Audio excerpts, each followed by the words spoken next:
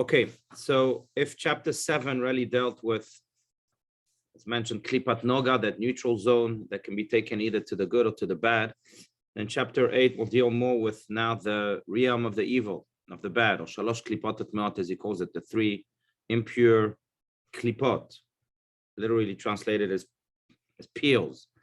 But the most recent big idea is that in Judaism, we believe, and that's what I think is unique about Judaism, that as strong as evil can be, it has no independent authority. So, for example, in Christianity, they believe in the Satan, and the Satan has its own independent authority, and if the Satan wants to attack, it doesn't need anyone's permission, it can attack. In Judaism, everything is controlled by God. Ein od milvado, we say in the Torah, there's nothing but God, which means that even the evil that is expressed in this world also comes from God. Now, these evil spirits or demons, as he calls them here in 207, are therefore nourished by God. Now, they know that their source of nourishment is God, and therefore they will try also to cleave to godliness, to be nourished.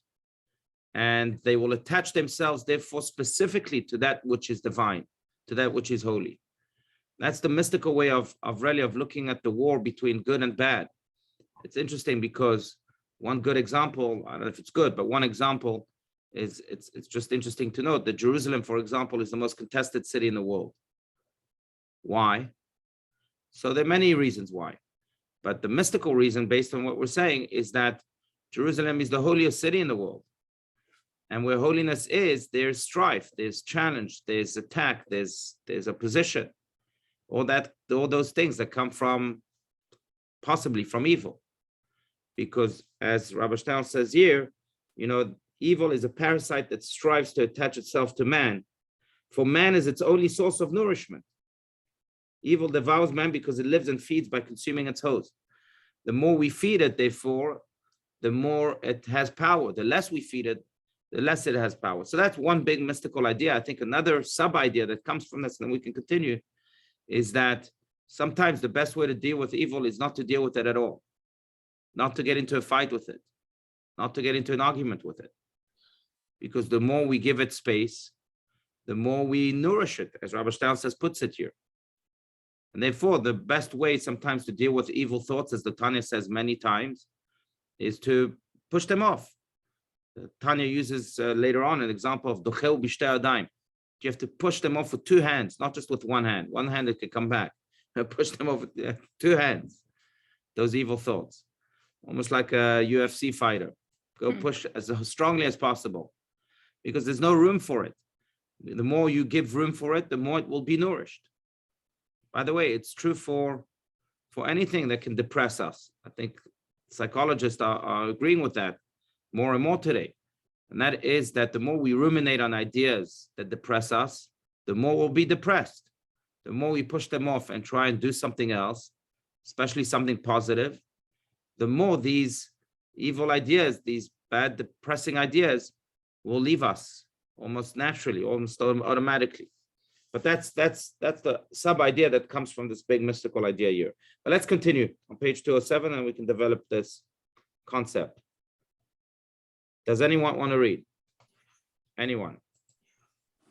I'll read. Please, Jordan, go for it. Thank you.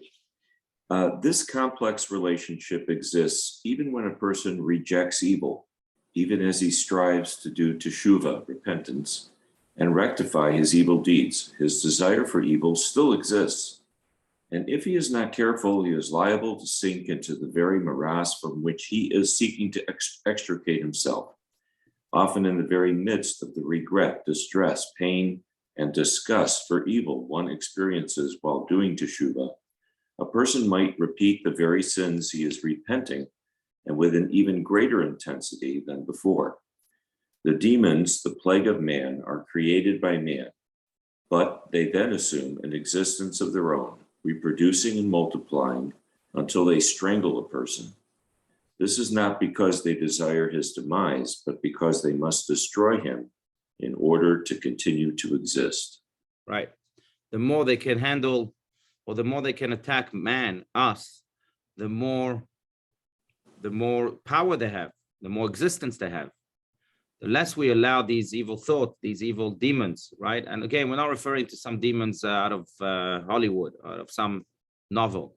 We're referring to really demons as in evil thoughts, demons as in evil deeds, demons as in evil habits and behaviors. That's what we're referring to. So the more we give them space, the more they can exist, and the more they are nourished, and the more they overpower us until they can crush us all together. But Rabbi Shtauss here is saying something quite powerful, and that is that it is almost an inseparable part of the pathway to teshuvah, to returning. And that could be returning from one single sin, it could be returning altogether. It's a whole life transformation.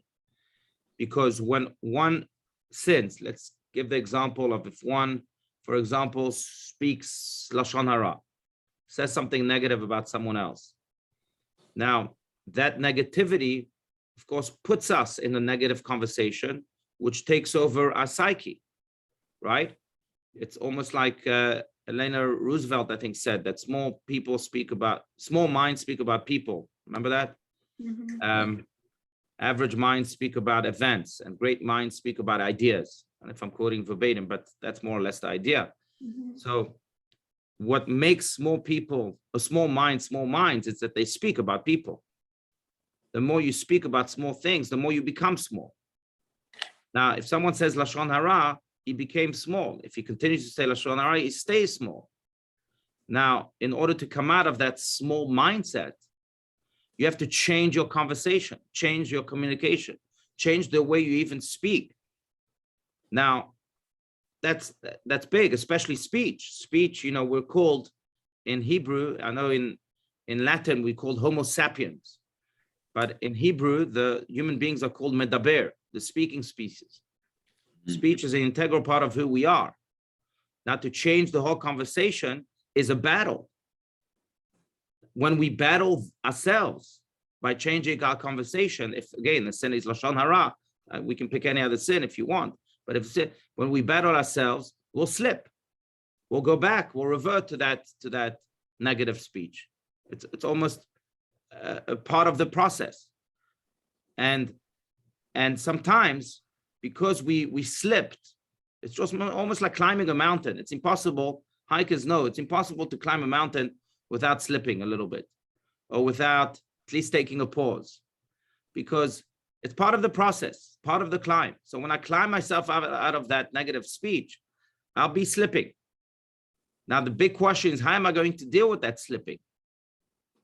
For some people, they'll take it so badly, gosh, I thought I was a transformed man. I thought I took upon myself that resolution never to say anything negative about any person ever again.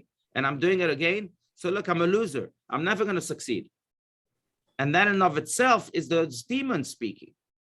And those demons love that state of mind, because that's when the person is most vulnerable, and therefore that's when they can attack the person the most. So we find that these demons are very much part of the teshuvah process, because they wait for their vulnerability to happen, which is an integral part of the teshuvah process, to attack. And therefore, we have to be cognizant of that as we do teshuvah, and we have to do teshuvah every day, so that when we do fall into those vulnerable moments, we shut the doors to those evil demons, because that's when they can really overpower us. And this is basically what this paragraph is saying. Now, we gave the example of speech, but this applies to anything else. We cannot allow, it's good to be vulnerable in life, and sometimes it's a necessary element of any type of real, genuine process. But that vulnerability can give birth to demons. And we have to remind ourselves that although we are vulnerable, we have to shut our doors to any type of demon that might want to capitalize on that vulnerability and put us down. And that's really the big idea here.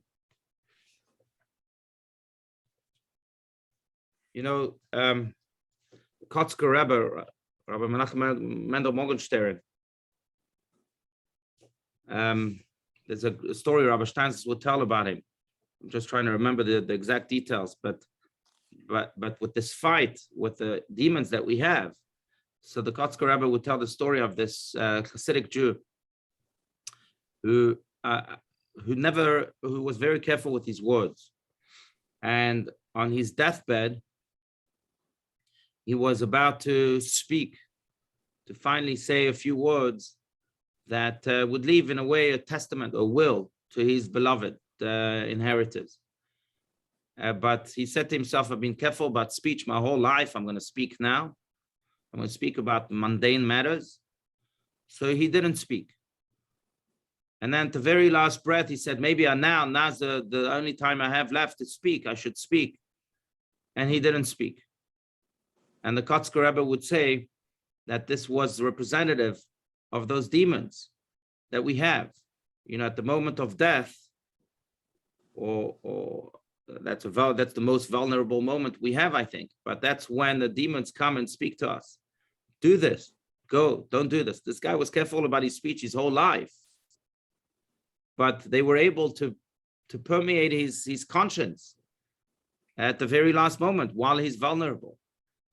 And the Kotzker Rebbe would deduct from this that every person goes through this. What's a moment of death? Moment of death is a moment of transition from this world to the next. It's almost a moment of renewal. We all go through moments like that. We go from one step of the ladder to the next step. We transition. And it's during those moments, this guy was pious. And you would never think that he would have this fight with these demons. But they appear specifically during those vulnerable moments of life, moments of transition. And we have to be careful to not allow them to creep in, because they will try their best, because they know that you are the source of their existence at that moment. Anyway, that's the idea. I'd love to hear your comments and disagreements and anything else. Otherwise, we can finish the paragraph here at the top of page 208, but please feel free to speak your minds. Or your hearts, even better. Okay, let's then continue here just to finish the idea. Top of page 208, Jewish demons. Jewish demons, then, are the demons created by Jews out of the Jewish Yetzer Hara and Jewish sins, which, as explained, derive not from the three profaned klipot, but from klipot noga, which is never completely severed from holiness.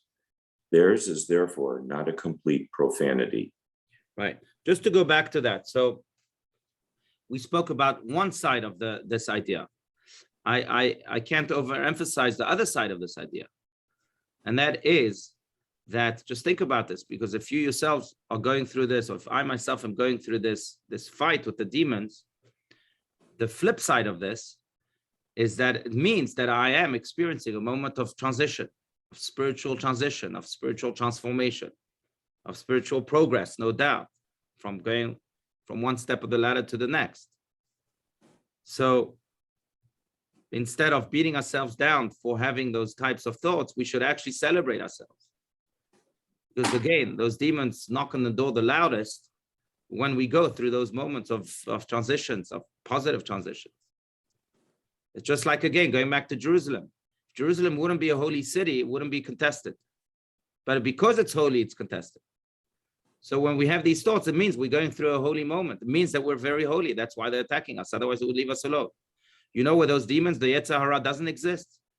The Yetzer Hara doesn't exist in the grave. It's got nothing to fight for there. The person's dead. But when there's life, they know, there's potential now for destruction.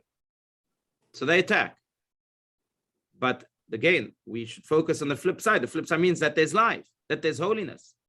That's why maybe the Talmud says in the Tractate of Sukkah that Kol HaGadol Mechavero Yitzro Gadol Imeno. Whoever is greater, then his Yetzer Hara is greater. The greater you are, the greater your Yetzer Hara is. Your evil inclination is. How? Why? You would think the opposite. If you're great, that means that you controlled your Yetzer Hara. That means maybe you obliterated it. But no. The greater you are, the greater Yetzer Hara is, means because, again, there's so much greatness there that the Yetzer Hara will go full force to try and attack you. There's nothing, if you're in a grave, you leave you alone. The taller you are, the greater you fall. Say that again. The taller you are, the greater you fall. That's it. Thank you. Exactly. Yeah. Taller you are, the greater you fall. That's a good way of putting it. That's right. Well, the higher you are, the lower you'll fall. That's right. And that's the idea. Now again, we can focus on one of two things. We can focus, oh gosh, I'm so vulnerable. My life is going to be so full of strife and challenge, and I can't take this. Or we can say, oh, it's a sign I'm tall. It's a sign I'm great. Celebrate your greatness. And the more we celebrate our greatness, I think the more automatically those evil inclinations or those demons won't be able to attack us anymore. They realize, gosh, this guy's too strong. We've tried everything. Now, can that happen? Maybe it's a lifelong struggle, but still we should focus on the greatness. And I really think the more we spoke about this yesterday at Shul, but I think that's one of the great things that we have to do. Every day we have the opportunity to look at ourselves in the mirror and say, oh gosh, I see a man full of fears and insecurities and shame. Or I see a man that has a divine soul that is great, that was given another day by God in order to accomplish something great, something divine. I see the ambassador of God in this mirror. And the more we focus on the latter, the more not only will we assume our role and actualize our role as God's ambassador of goodness and kindness in this world, but also the more the less the less those demons will be able to attack us.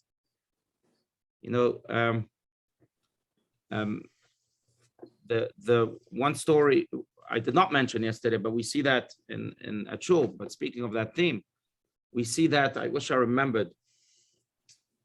We see that, I'm gonna pull a Bible. We see that in the story of Shmuel and King Saul, one of the great and the most tragic and dramatic, certainly biblical stories about King Saul, who was asked by Samuel to go and eradicate the nation of Amalek, who really stands as the essential enemy of the Jewish people. They were the first ones to attack us as soon as we came out of Egypt. So in such a brazen way. But when King Saul went at war, he had a little mercy on Amalek. And because of that, he was removed from his position as a king. And when the prophet Samuel approaches him to say, hey, why were you so merciful? We told you to obliterate this nation. This is the essence of evil. You should have obliterated it, and you did not. Then King Samuel says to him, and I'm going to quote here from the Tanakh, if I can find the exact verse, but Samuel says to him, I don't understand you. Here we go. I'm sorry, it's a very powerful verse, but I think it's a verse that applies again to this idea and to every one of us. He says to him,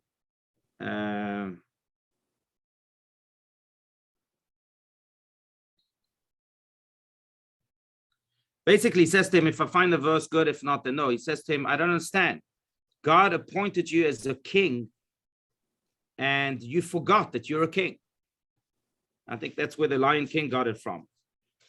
And, it says to Simba, you forgot that you're a king. You forgot that you're a lion. But, okay, if I find it, great. If not, then no. Go. There you go. See, chapter 15, Samuel 1, verse 17. And Shmuel said this. Now he's speaking to King Saul.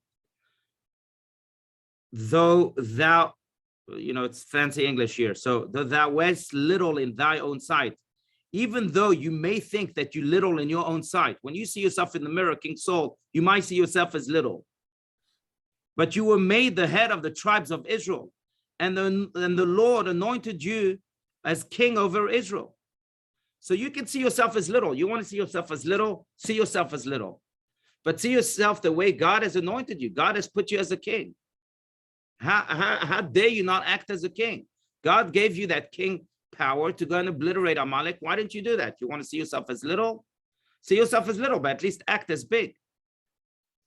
You know, that's just not to get too complicated. By the way, I'm reading here from Samuel 1. You can look at the whole story if you want, Samuel 1, but specifically chapter 15, verse 17. But from the Tanakh. But it's an interesting halacha Maimonides brings up. And that is that if I'm a poor person in times of the temple and I want to bring a sacrifice, I don't have to bring a big sacrifice because I don't have the means. So I can bring, say, for example, a bird instead of a cow. Right? That's the law. Now, the question arises. Listen to this. It's just so powerful. If I'm a poor person, but I want to bring a sacrifice on behalf of a wealthy person, say, I want to say, you know, to a wealthy person, you help me out. I want to honor you by bringing a sacrifice to the temple. Then I am not allowed to bring a bird, a poor man's sacrifice. Then I have to bring a wealthy man's sacrifice, a cow, a sheep, something greater, more expensive. Now, why? It's not fair for the poor person. All he's trying to do is honor the wealthy man. Why bring a big sacrifice? Keep it within your means. And the answer is because you are what you think you are. If you are entering the wealthy man's space and honoring him, then you have to act big. You can think you're poor, but if your mindset is big, then act big, bring a big sacrifice. And it's true in life. Just like King again, that's why I thought of this, because just like Samuel says to King Saul, you want to think that you're small, think that you're small, that's fine. But at least act big, because your mission is greater than you. God gave you another day to act divinely. Now, yes, those vulnerable thoughts and those evil demons will come to you and say, no, you're small, you're small, you're small, stop acting big. But again, it's not about us. As I mentioned yesterday, one of the most transformative moments I had in my life, and I'll conclude just with that because I want to hear you speak too, was when I went through some rough patches, as some of you may know, 12 years ago, 13 years ago, and as a rabbi. And thank God, Rabbi Steinsaltz has been my mentor for many years, and he was my guiding light. So I would turn to him, especially during moments like this. And I said to him very vulnerably, I said to Rabbi Steinsaltz during those times, maybe I'm not meant to be a rabbi. Maybe I'm not meant to be a congregational rabbi. Maybe I should be a teacher. Maybe something else. Maybe this is not meant for me. And Rabbi Steinsaltz turned to me very seriously, and he said one sentence that has remained with me forever. And that sentence was, Mele, it's okay if you want to doubt yourself, but how dare you doubt the God that sent you? Yeah, I'm going to repeat it. It's okay if you want to doubt yourself, but how dare you doubt the God that sent you? God sent you to Phoenix to do what you have to do. Stop doubting God. God sent you there. He put you there for a purpose. So you want to see yourself as small, like Samuel is telling Shaul, see yourself as small. That's your problem. But don't doubt the mission that you have, the God that sent you, that's greater than you. And in a way, I think that's the best answer to all of these evil demons, right? That attack us specifically when in moments of transition, in moments of greatness, in moments of being tall. If you want to doubt yourself, that's fine. But we should tell these evil demons, I'm not going to allow you to doubt the God that sent me. And therefore, I'll act godly. I might think I'm poor, but I'm still bringing a big cow. I might think I'm a nothing, but I'm still a king of Israel that has a mission to fulfill. And that's really the flip side of all of this that can't be overemphasized, because I think it's probably the most important idea of life, especially as it pertains to fighting those evil demons.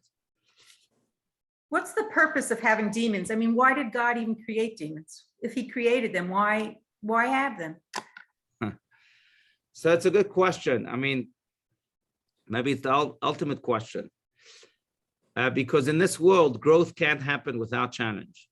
It's almost like, I know my father spoke to us once, but he's an aeronautical engineer. He would very often say that the only way a plane can really take off is with opposing winds. Without opposing winds, in space, planes can't take off. They float, but they don't take off because they don't have opposing winds. And in a way, those demons are there to make us grow.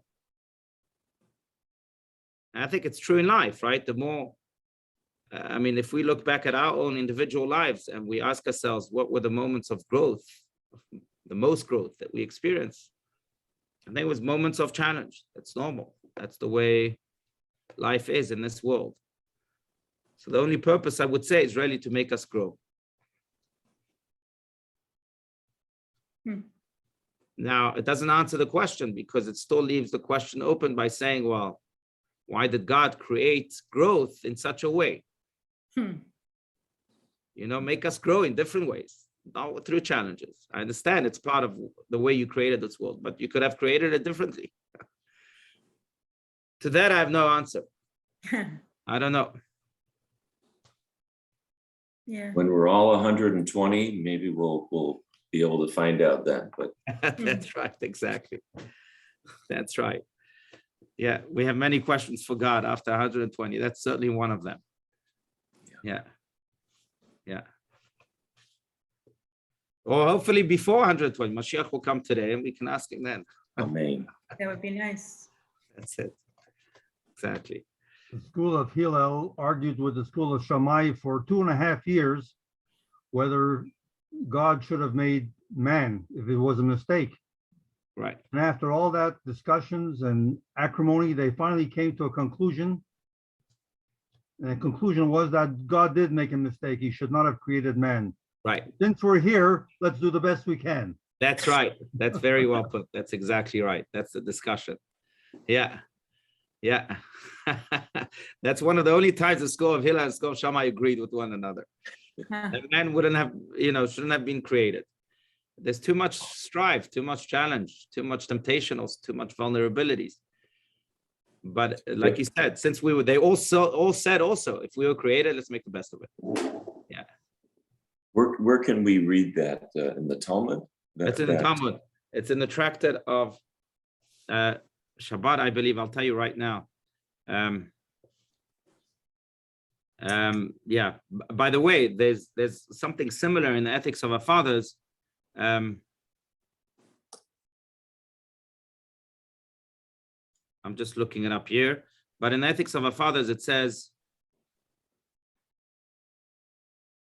there we go. It says that there are a lot of things that happen against our will.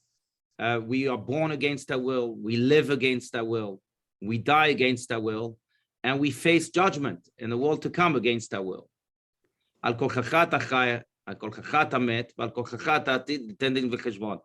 the way the Ethics of Our Father says. By the way, Rabbi Steinsaltz would say, God gave us so many things against our will, he should at least give up. He should be kind towards one of them. And if I had to pick, Rabbi Steinsaltz would say, then if against our will, we face our Father in heaven in judgment, God, you know what? Take that off the plate. Let's not have that all together. There's so many things against our will. We don't want at least take one off our plate. But this is the exact source of what William was referring to here is from the tractate of Eruvin, page 13, 13b, and then it continues on to page 14.